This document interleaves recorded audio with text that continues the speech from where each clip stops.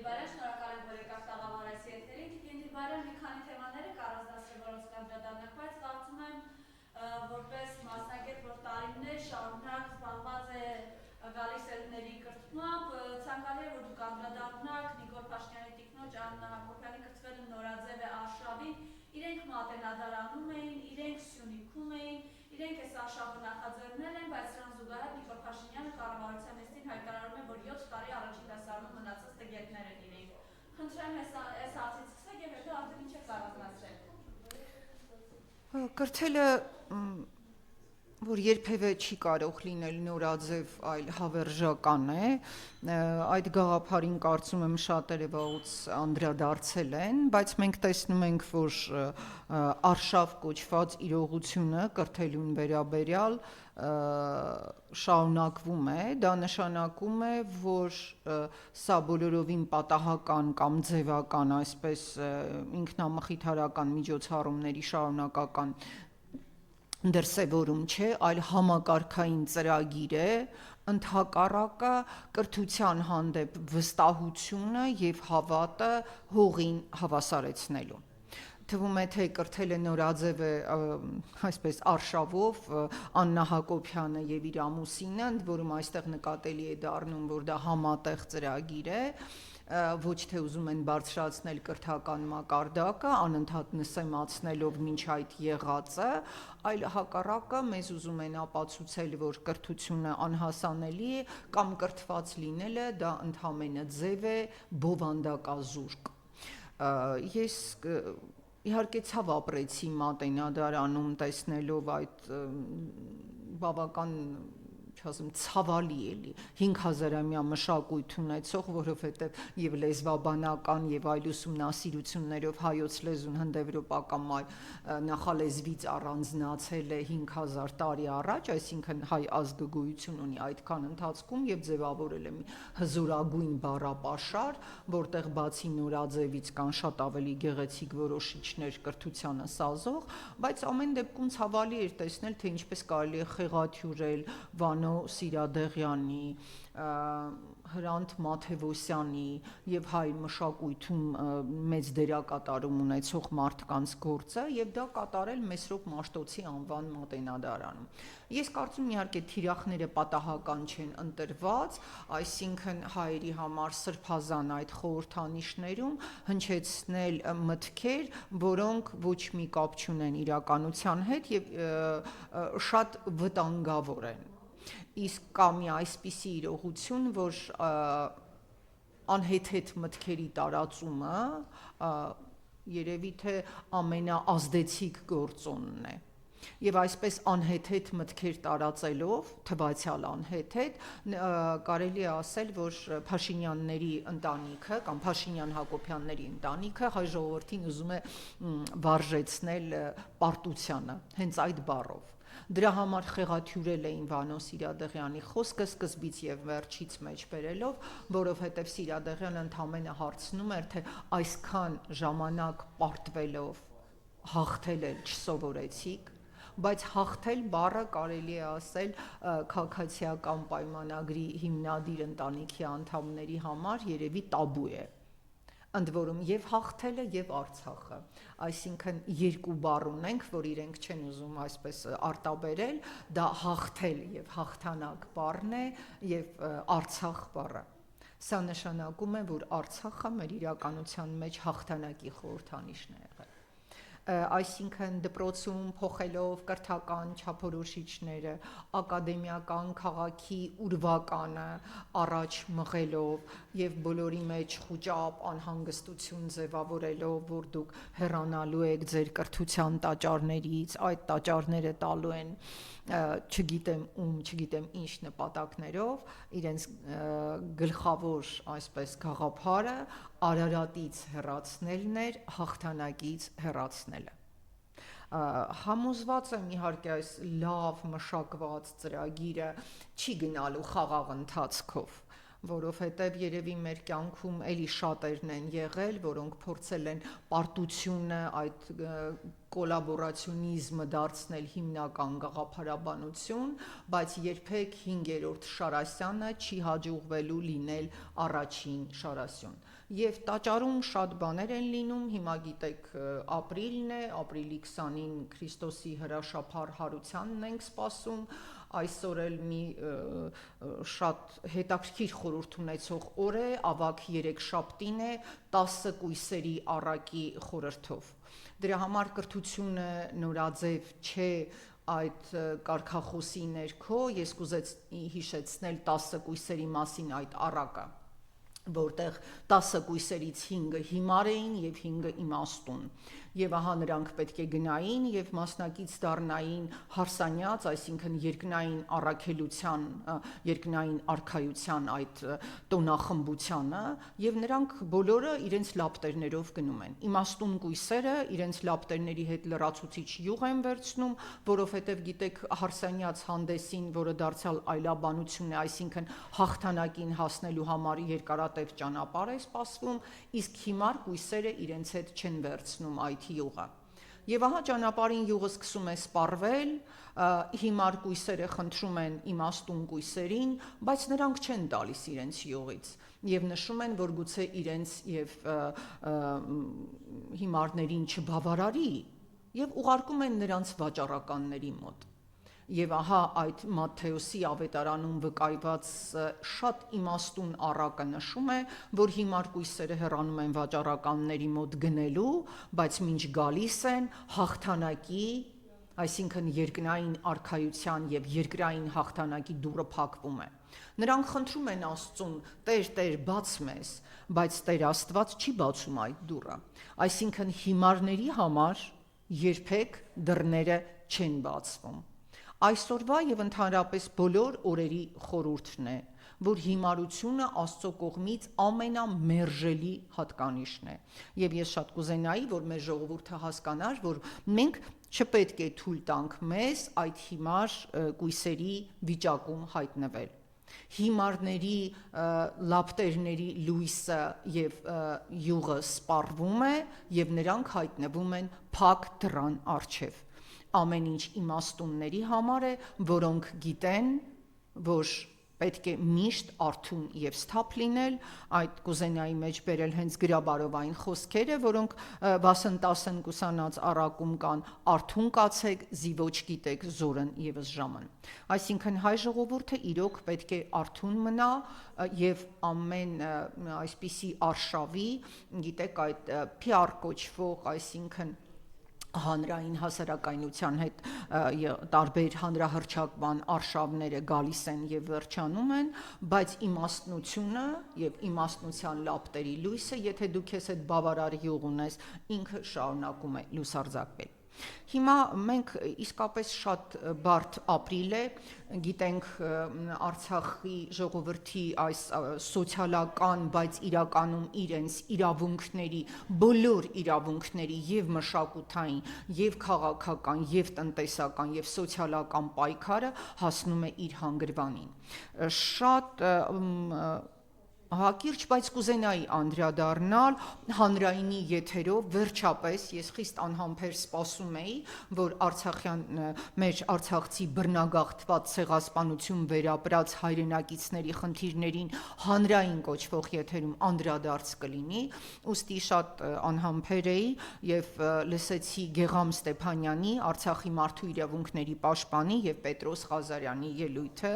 եւ ճիշտն ասած ինձ համար շատ դառն լսել, թե ինչպես էր Պետրոս Ղազարյանը փորձում ամբաստանել Գեգամ Ստեփանյանին եւ ընդհանրապես այս պայքարի ներկայացուցիչներին, թե իբրև նրանք գործիք են։ Եվ պետք է նշեմ, որ Գեգամ Ստեփանյանը շատ արժանապատիվ, լինելով բարեկիրթ, մեղմաբարո եւ բարեբարք անձնավորություն, ինքը շատ բաներ չասաց, բայց հետևողականորեն նշեց, որ իրենց պայքարը իդեպ միայն սոցիալական, այսինքն հացի համար պայքար չէ։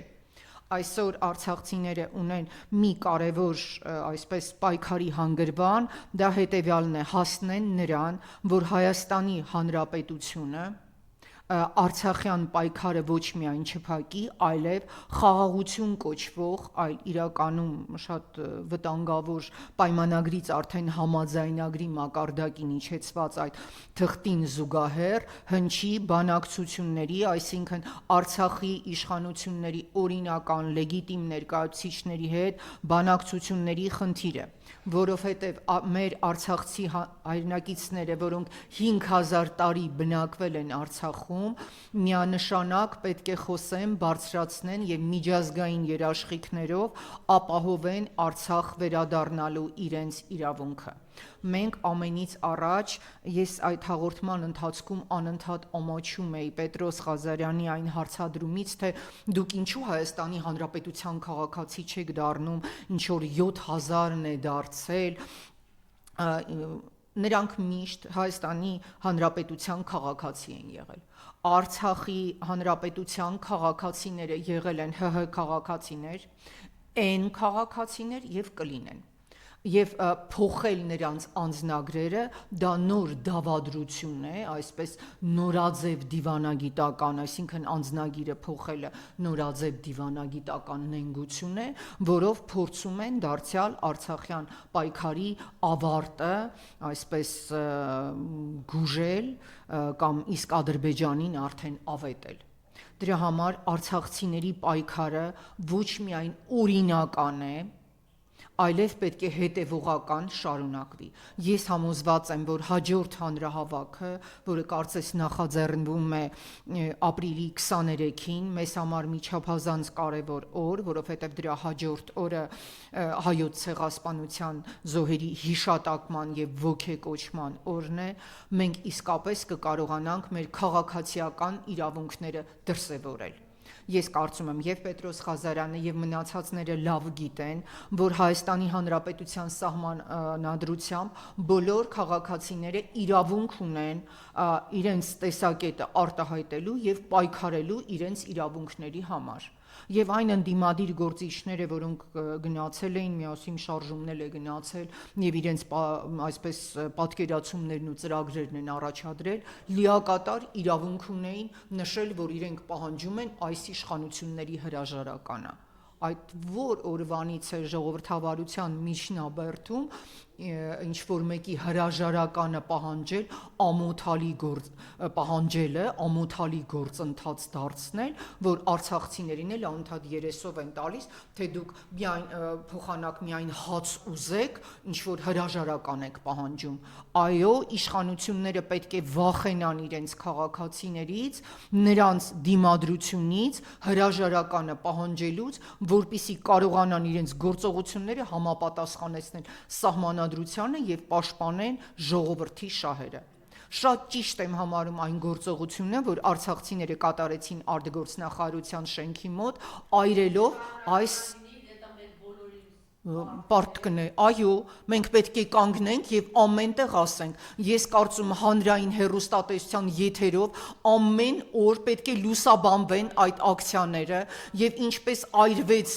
ՔՊ-ի ծրագիրը արտգործնախարարության առջև, այդպես նրանց պետք է հիշեցնել, որ քաղաքացիական պայմանագիրը urացել է ոչ միայն Հայաստանի ազգային պետական հին արժեքները, այլև urացել է եւ խախտում է իր ծրագիրը, կառավարության ծրագիրը, որի շնորհիվ իրենք 21 թվականին կարողացան նորից հայտնվել Հայաստանի Հանրապետության ազգային ժողովում եւ կառավարության շենքում, ինչպես նաեւ նախագահականում։ Ուստի այդ պայքարը ոչ միայն արցախցիների պայքարն է, այլ համայն հայության եւ ամենից առաջ ես ասեմ Հայաստանի Հանրապետության բոլոր քաղաքացիների անկախ իրենց անձնագրում նշված այդ կոդի պայքարը։ Ես կարծում եմ, որ մենք դեռևս այո այդ հանրահավաքին հանդիպելու ենք եւ մեր պայքարը ավարտվելու է հաջողությամբ եւ տարբեր այդ խաղաղություն կոչվող իրականում մեզ պարտության եւ ազգային արժեքների ուրացման տանող փաստաթղթերը չեն ստորագրվելու, որքան էլ Նիկոլ